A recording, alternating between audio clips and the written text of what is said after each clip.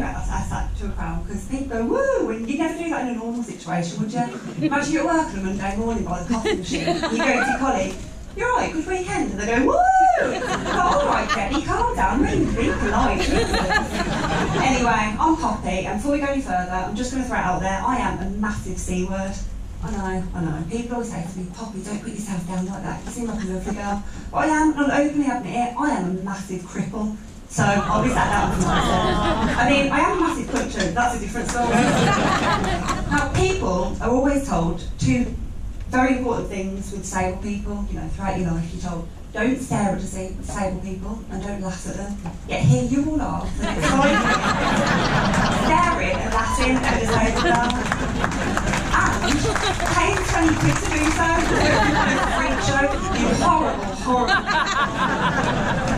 See, I have a condition called EDX, which means my muscles and joints are a bit dodgy, so I use a wheelchair sometimes. And I found that people have this weird misconception of people with disabilities, and they think that it can't be relationships. So when I'm out with my boyfriend and I'm in my wheelchair, people often assume that we're brother and sister, which I find really strange, because one, I'm mixed race and he's white, and two, I only kiss my actual brother like that in the bedroom.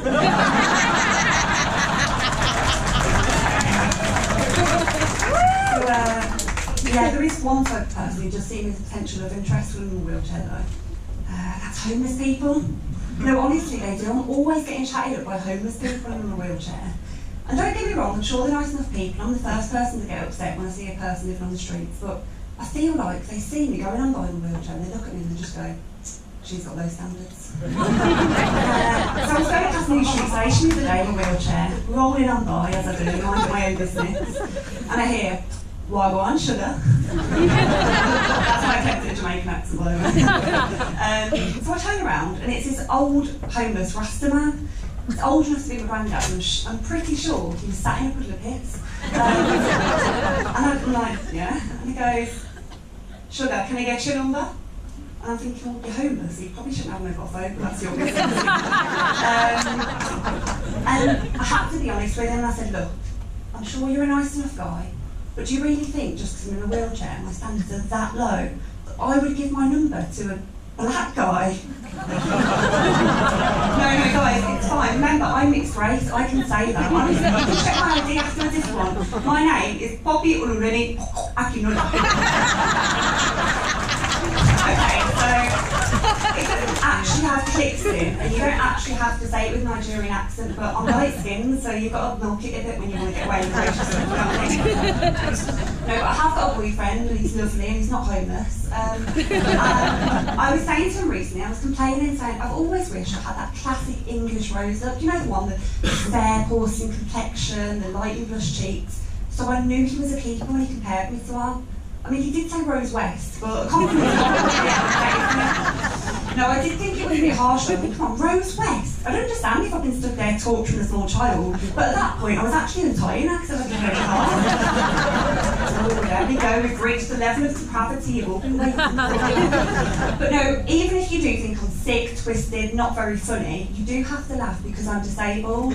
It's kind of a rule that if you interact with a disabled person, you have to be as patronising as humanly possible. So like when I was at the German market last year, in my wheelchair, drinking my mulled wine, having a great time, a man came over and he thought that this was the appropriate thing to do. I sat there enjoying myself. He walks over, looks at my friends, looks at me and pats me on the head. I know. And he pats me on the head and he looks at my friends and he goes, oh, is she having a good time? Now at this point, I've got three options. I could be offended, I could be nice, or I could be fabulous. Now, I'm not easily offended, and it was way too cold for niceties, so I had to do something fabulous. Now, I'm not sure if you're aware, but people with disabilities can sometimes get like muscle spasms, like in their hands, which make them do things like throw hot drinks. Do I get that? Like, you know, do I get that? Absolutely not. But did he know that? Absolutely not. So, funnily enough, the next thing you know, my cup of mulled wine is empty. He's kind of going, oh my god, because he's got a boiling hot wet crotch. And he's sat there on a wall, and he's like, oh my god, what's happened here? And it's the perfect opportunity. So I rise up out of my wheelchair and I start walking as my friends are shouting, "Oh my God, thank you, Jesus, it's a miracle."